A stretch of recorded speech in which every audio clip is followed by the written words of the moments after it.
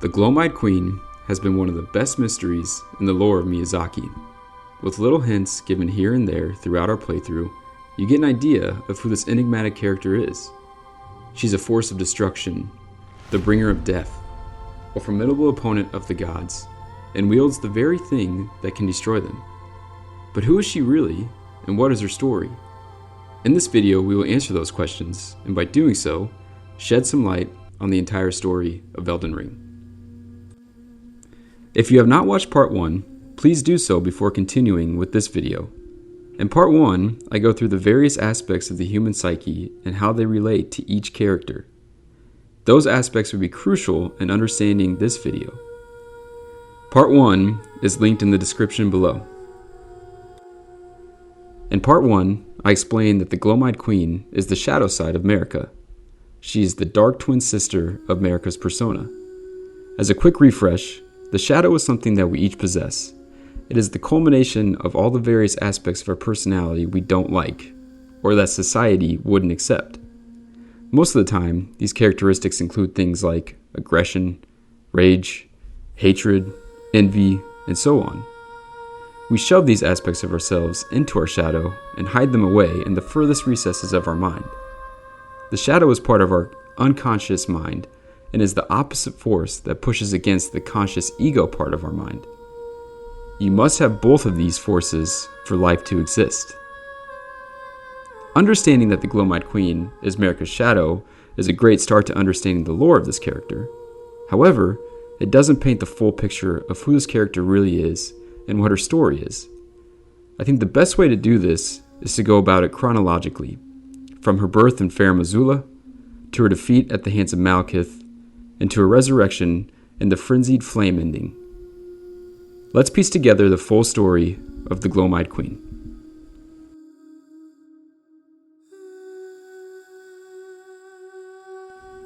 Fair Missoula might very well be the most important place we visit in Elden Ring. It contains some of the biggest secrets and clues about the story of the game. For example, we learn that Fair Missoula is a place where humanity gained intelligence. It is a place where humanity left behind their beastly, chaotic lives and began following order and structure. It's not directly stated in-game, but it's heavily implied that with this newfound intelligence, consciousness came with. Consciousness is synonymous with order. That is to say, that our consciousness moves in the direction of order and structure. It is human nature to make decisions that take us to a more orderly state of being. So many of the weapons and art in this game tell us this. How many weapons have the appearance of a stalk with branches coming off, depicting the never-ending forward path we are on? But with that path comes the fractures and splits both in the inner world and outer world. Let's examine our path through Fair Missoula for examples of this path to structure. When we first arrive in Fair Missoula, we see the beastmen on all fours consuming the carcasses of their fallen kin, clearly showing a lack of intelligence and consciousness.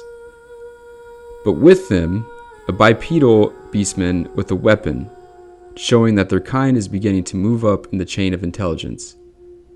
The further we move through Fair Missoula, the more the beastmen have learned. They gain new incantations, new weapons. They even have packs of dogs that help them hunt. All indicators that never-ending forward movement. As we near the end of the area, we see statues that seem to be beast clergymen worshipping the dragons, a sign of the first religious systems taking shape. To go from crawling on the ground, eating their own kind, to a structured religion is such an amazing way to convey this increase in consciousness. But whenever an action takes place in the consciousness, an equal and opposite reaction takes place in the unconscious. Consciousness and unconsciousness are opposite forces, one of order and one of chaos. The statue in Malekith's boss room shows us beautifully, as you can clearly see order forming out of chaos, consciousness forming out of the unconsciousness. We also know that this is where Marika's shadow, Malekith, resides. When Marika developed, she split into her conscious ego self and her unconscious shadow self. She made the Marika we see in game, and her shadow, Malekith. This is something we all do unintentionally. It is analogous to the phrase, as above, so below. The more one develops an ego and persona, the bigger and deeper the roots grow of the shadow or unconsciousness. In part 1, I explain how Malekith is like a safe that holds within him the aspects of Marika's shadow self. That is to say, that the characteristics of Marika that either she doesn't want or doesn't like about herself, or that society would reject, get locked away inside of Malekith. This is why Malekith sounds so monstrously, is ferocious, and holds within him the rune of death, aka the power of the Gloam-Eyed Queen. These qualities are all aspects of Marika's psyche that she's repressed after her rise to power. Just like Horolu becomes Godfrey when he takes on Serosh as his beast's regent, or you could very well say his shadow, as they do the same thing. Marika does the same with Malekith. I don't want to repeat myself too much here, so again, please watch part 1 to get a better, deeper understanding of this concept. One thing I should mention here is that in-game, it makes it sound like the shadow-bound beast are a gift given to the Empyreans by the Greater Will. But if you recall, the Greater Will is analogous to the collective consciousness. What this text is really saying is more like this. Due to the collective consciousness of society, we are giving you a vessel to store away all the aspects of your personality that don't fit in with our current expectations. I will cover this idea in more detail when I make my video explaining how I see the Empyreans, but I think it's an important part of understanding the whole game in the model of the Shadowbound Beast. All these statues in Fair Missoula are telling us the story if we're willing to listen. The statue is an example of the concept of Marika and her shadow. With one creature in the foreground and the other in the background, it symbolizes these aspects brilliantly. It symbolizes the person in front as the conscious ego self, the one driving the bus and making all the decisions. But lurking behind that creature is the shadow, waiting in the darkness for its time in the driver's seat. Here's another statue of the twin birds, mirror images of one another with a flower growing in between them. Just like that previous statue, this statue shows the relationship between the conscious and unconscious parts of our psyche. They are mirror images of each other, but both are needed for life. The flower growing between them shows that life comes from these two forces. If one tries to completely detach these two forces, life ceases to exist. Or should I say, death ceases to exist. This statue of a family illustrates that this is indeed the birth of Marika's consciousness. It is how her psyche operates as a child, mostly an unconscious, chaotic mess, but with the orderly consciousness beginning to take form. A child's psyche is where the idea of opposites take hold. Think about it like a fork in the road. Whenever we make a decision to take a certain path, the other path doesn't cease to exist, but rather takes shape in our unconscious side of our minds, thus creating the opposite side of the coin. The game tells us that this fear represents knowledge, and that with knowledge comes consciousness. So, you can think of the statue as a child holding knowledge and consciousness in the palm of their hand, and it's up to them how they choose to use it, and ultimately, who they choose to become. Even the armor of Malekith shows the duality of Marika's psyche. Beast armor made of black iron and decorated with gold. The black beastliness represents the shadow side, and the gold, the ego-conscious side. We see the same color scheme in Fortisax, mostly black with gold accents. And take note of where we fight Fortisax, inside the deathbed dream. Dreams are our gateway to the unconsciousness. Dream analysis, a powerful tool of any psychoanalyst, is used to peek behind the curtain and attempt to understand what is bubbling within the unconsciousness. I believe that when you enter this dream, you are entering into the psyche of Godwyn, or what's left of it anyways. Let's take a look at Lansax. Lansax was the sister of Fortisax. Lansax's colors are white and gold. With Fortisax and Lansax being siblings, my guess is this was also the original colors of Fortisax, white and gold. So what happened to him?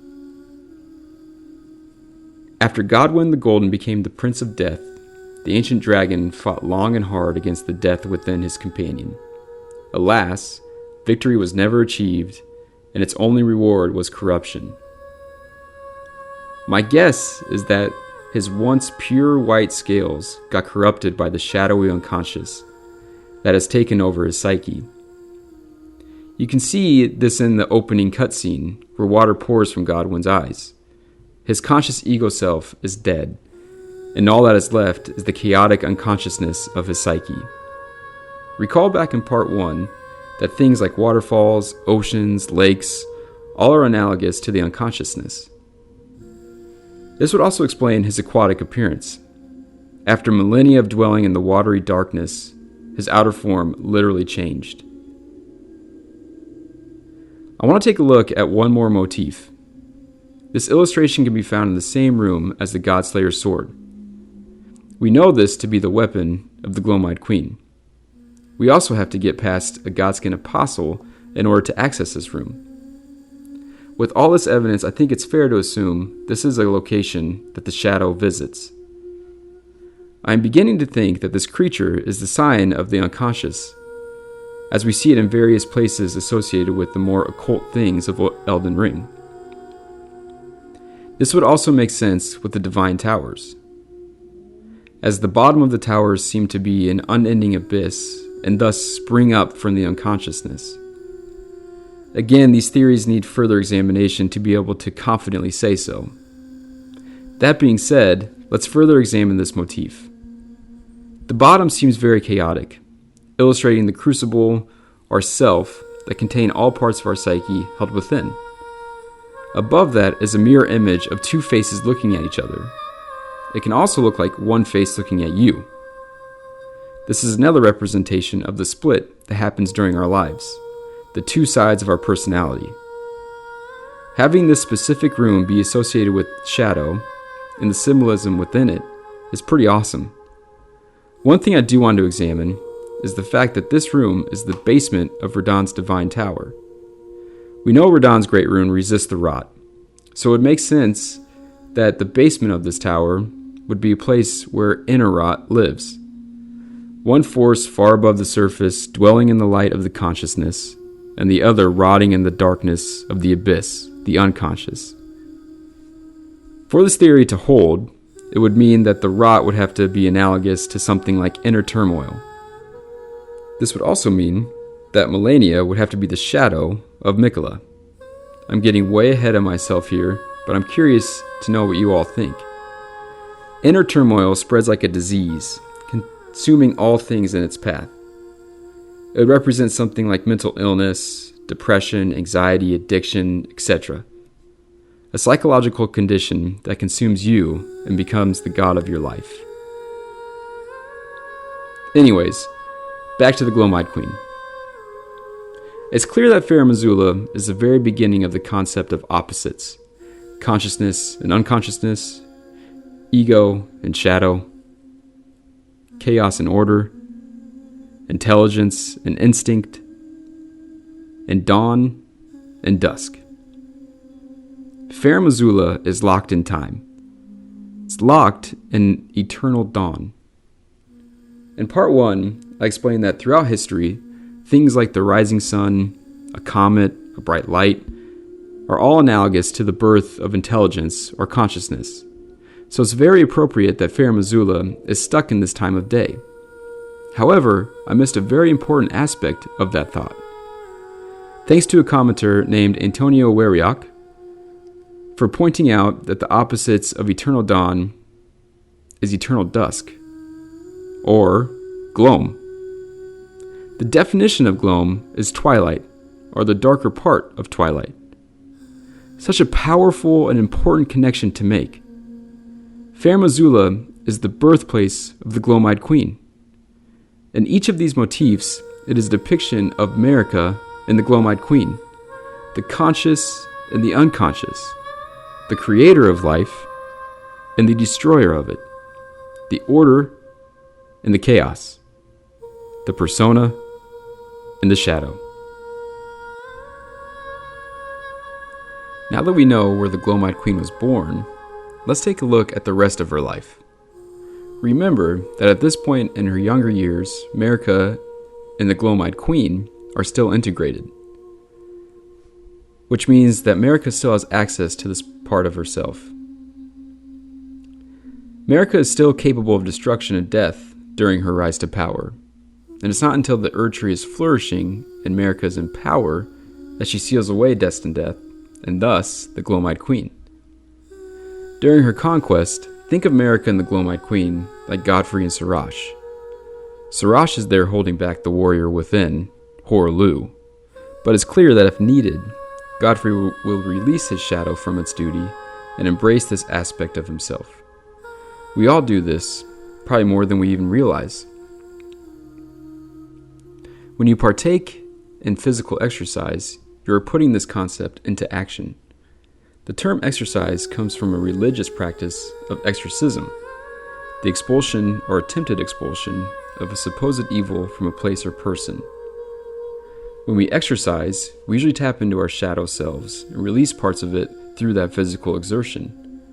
I know for me, I listen to darker music, and I'm usually thinking about something that has been bothering me lately to give me that extra edge. To become the warrior within, I'm embodying my shadow and giving it time to release, like a pressure valve. If I don't, my shadow will slowly but surely take over my life and become the dominant force of my psyche. Marika's sole need of her shadow was a vessel to lock away destined death. Even then, she betrayed him. What is this betrayal that Marika is accused of? I think we can answer this now that we know the role the Gloam-Eyed Queen played in Marika's psyche. Marika and the Gloam-Eyed Queen are opposites, and when working together are a balanced system. Marika is the creator of life, blessing giver, fertility, nurturing, etc. The Gloam-Eyed Queen is a destroyer, a conqueror, death. Together they make the great and terrible mother. You can think of their unity like Mother Nature. On one hand, you have the life-giving sunshine. On the other, you have natural disasters like floods and hurricanes. Unfortunately, both are necessary to keep planet Earth in balance. Marika used her shadow in order to advance her agenda of bringing the Erdtree into power. She embraced this part of her psyche to destroy any opposition, and then, when in power, discarded this part of herself and hid it away. Far away. This is the point in time that Marika sealed destined death away and locked it in Malekith. That imprisonment of her shadow side is the betrayal. In the beginning, everything was in opposition to the Erdtree, but through countless victories in war, it became the embodiment of order. Remember that our ego consciousness only wants order and for things to make sense. Think of the Erdtree as a symbol of Marika's consciousness. It's golden, gives grace to anything that is within its divine light, and represses the unstructured chaos of those who live in death, the misbegotten, the omen, and so on. Throughout her life, Marika welcomed this darker part of herself as it advanced her in her agenda. She used this darker side to defeat anything that would stand against her in the Erdtree. Then she rid herself of this darker half in order to fit in with societal expectations.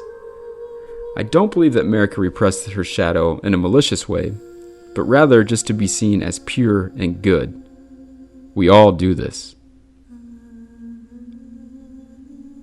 Once Marika represses her shadow and seals her away, she creates the Golden Order, and the once balanced system of creation and destruction, of life and death, spiraled out of control. I know what you're thinking. Well, wasn't it Godfrey who defeated everyone standing in the Erdtree's way? Well, this is not as simple as it would seem. Based off of item descriptions such as the One-Eyed Shield, it would seem that Marika played an equal role in the destruction of the opposition. Back in part 1, we covered the Animus, the male counterpart to every female soul. Well, one thing I learned since releasing that video is that when the female subject grows and develops, so does her animus. This deserves its very own video, which I plan to do so soon, but I believe that Godfrey was the earliest form of Marika's animus. It's very possible that this is what the Elden Lord is, the counterpart to Marika's soul. More on this later, but it's a fascinating thought. If this theory holds, it would make perfect sense with the story of Godfrey, in that during the conquest of Marika, while embodying her shadow and displaying physical dominance, Godfrey would be her consort. Actually, now that I think about it, Godfrey and Serosh represent what a healthy relationship with one's shadow looks like. Serosh is still very much a part of Godfrey's life, and is integrated with his ego. Every statue or painting of Godfrey is with Serosh. The game makes it very clear, without outright saying it, that Serosh is the beastly shadow side of Godfrey. He's able to repress his more chaotic traits while he is presenting himself as kingly. This cutscene really says it all. When backed into a corner, Godfrey will murder his shadow and fully envelop that side of himself. Imagine if Godfrey cast Serosh away when he rose to power and essentially locks away Hoarah. Picture the rage and hatred that would build while a force like Hoarah is imprisoned. That flood wall wouldn't last for long, and I would not want to be on the other side of it. Just because one represses one's shadow doesn't mean it just goes away. Far from it. When Marika stops acting this part of her psyche out, it develops in the dark corners of her mind. It grows and it grows until the floodgates can no longer hold it back, and it completely takes over her psyche, and Marika's shadow is now in control. However, until the floodgates break, little leaks begin to happen, and these leaks come in the form of Deathroot, Marika's unconscious shadow spilling into her consciousness. You can see this by the size of Malekith, growing and growing due to the ever-increasing rage and hatred of the Gloam-Eyed Queen imprisoned within him. One day, a small piece of her escapes and kills Marika's golden son. From that day on, Malekith repents, becomes monk-like, and makes it his only purpose to never let that happen again. Unfortunately for him, we show up and release her back into the world and back into the psyche of Marika.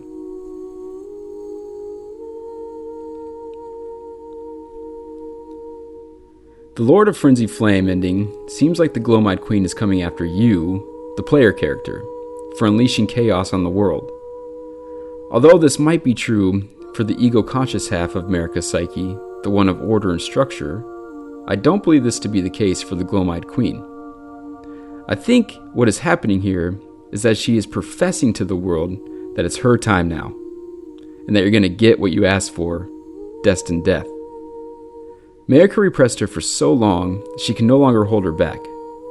If I was going to take a guess as to what the DLC story would be all about, it would be this very concept. The Gloam-Eyed Queen is now God, and it's up to us to set things yet again in balance. I plan to do a quick video explaining my thoughts on the DLC image and how I think the story will go based off these concepts, so I'll leave it there for now. Let's watch this cutscene to get a better, deeper understanding of what's going on. When Malekith is defeated, he vanishes into a shadowy mist. Many enemies do this, but none do what Malekith does. Then that same shadowy mist convalesces into a center mass, and from that shadow, the Rune of Death emerges. Incredible imagery of Marika's shadow being released. Notice that the Rune of Death and Marika's rune are mirrors of each other. Yet another example of the fractures of consciousness creating opposites or mirror images of one another. Quelaag even put out a tweet showing this. Although she didn't connect it to psychology, the signs are right there.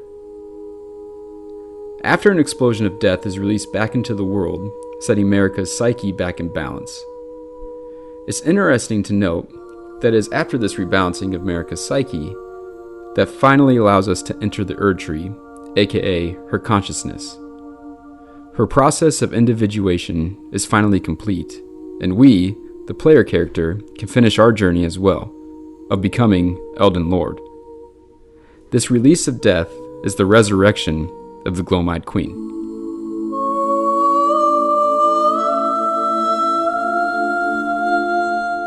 This story of resurrecting the shadow side, the Gloam-Eyed Queen, fits in incredibly well. By now we understand the Christian overtones and symbols, but one thing I never understood is why the followers of the Gloam-Eyed Queen were called apostles. Well, in biblical terms, apostle is someone who spreads the gospel of Jesus Christ after his death and resurrection. The Godskin apostles are awaiting the return of their God, the resurrection of the Gloam-Eyed Queen.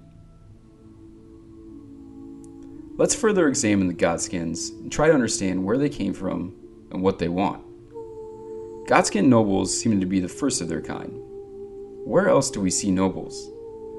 Well, almost all other nobles are in the light of grace, or in the light of consciousness. I believe these Godskin nobles are defectors, elements of America's consciousness that reject what she is doing, and thus decided to reside in the darkness of the unconsciousness, where the Gloam-Eyed Queen is God. If heaven is represented by the Erd Tree and America's that God, then it must be true that the underground unconsciousness represents hell, and the Gloam-Eyed Queen would be that God. Carl Jung was fascinated with religion, and Christianity specifically. He made the connection of Christ and the self, and said that Christ was a symbol of the self, and that the kingdom of heaven comes from within. Yet another deep connection to Jung and Elden Ring. However, another stunning discovery is this. If America is represented as Christ, and if this theory holds true, then it must be that the Gloam-Eyed Queen is the representation of the Antichrist. Robe made by sewing together patches of smooth skin. Subcutaneous fat makes it plump and soft. Worn by Godskin nobles, known for their 7-faced aprons. In the Book of Enoch, Lucifer convinced 7 angels to leave the kingdom of heaven and be free from his rule. This must be the representation of that fact.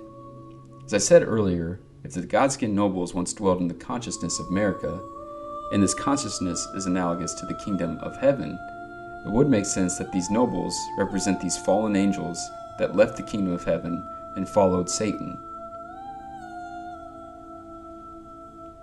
Now that we have an idea of where these Godskins originated, let's take a look at their physiology.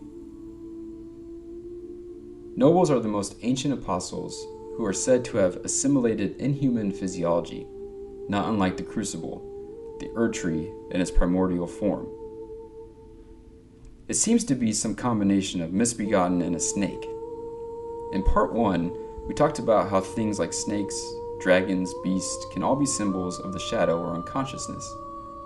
So it makes perfect sense that these characters would have these features since they are followers of the shadow, and thus reside in the chaotic unconscious. The fact that these also have the abilities of a snake is very important. We know, according to the Bible, that Satan comes in the form of a snake and tries to convince the man to join him. This is what Godskin swaddling cloth is. It is the warm embrace of the dark shadow. It represents the young, naive psyche that the Gloam-Eyed Queen can influence and convince to follow. It is not some literal swaddling cloth made from newborn skin, but is rather the symbol of the target of the Godskin movement, young, eager minds that can be easily molded. As morbid as this might sound, this is really no different than a baptism. The parents and church of that young child are making a decision that will undoubtedly shape that child's future.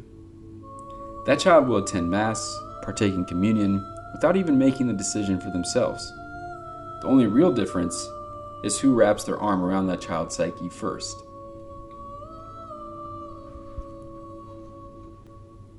We also know that the Godskins harness the power of the Black Flame, thought to be able to destroy gods.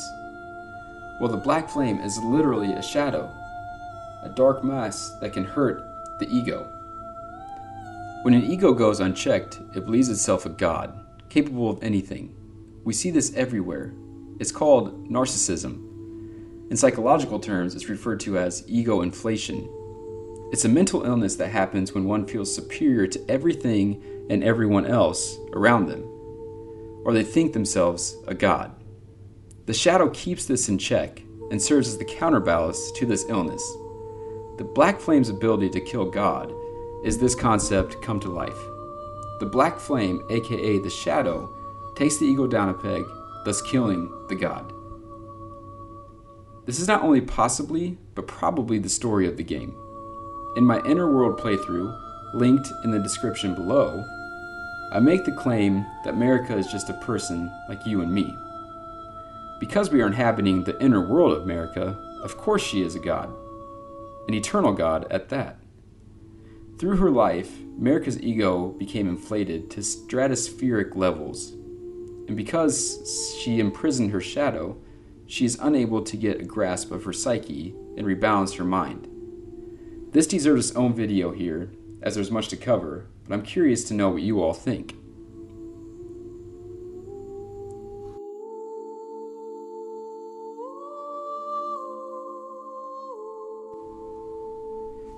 If we are going to talk about the Gloam-Eyed Queen, then we must quickly discuss Melina. Just like this video, she deserves her very own spotlight, but for today, let's give her just a moment on the stage. To me, Melina is a projection of Marika's split psyche. She's both the ego and shadow, the anima and animus, the consciousness and unconsciousness, the golden light of order, and the dark shadow of chaos.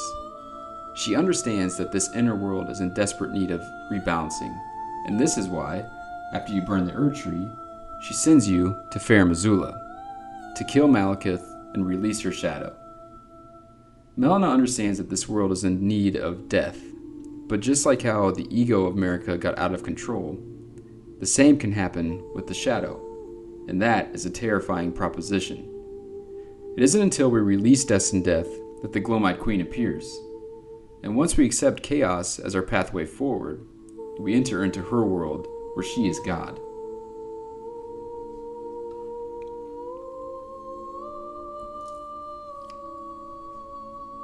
Earlier in this video, I brought up the fact that many of the weapons and art have similar features of a stalk with branches coming off of it. Those branches represent the path not taken, the reflection of one's decisions, the unconsciousness. The stalk represents the more ego-conscious, ever-progressing side. With that in mind, let's take a look at Melina's weapon. The Blade of Calling, compare that to the Black Knife. My guess is that whatever ritual was performed changed that Blade of Calling, aka the consciousness, into the Black Knife, aka the unconsciousness. They are the exact same base model, one pure and structured, the other dark and chaotic.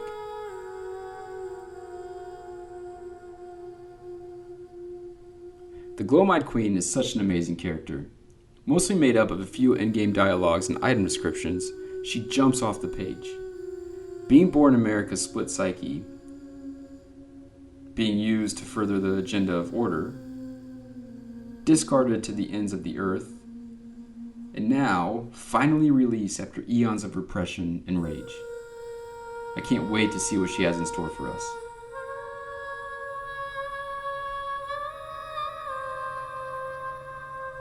Thank you all for watching. I've really enjoyed putting these videos together and appreciate all your comments, your likes, all your subscriptions. Please give this video a like and comment as well, and please share it. I really feel like we're onto something here, and I want to share it with as many people as possible. You are all just as important as I am in this process. So many of you have shared your amazing ideas and inspirations, which only help make these videos better.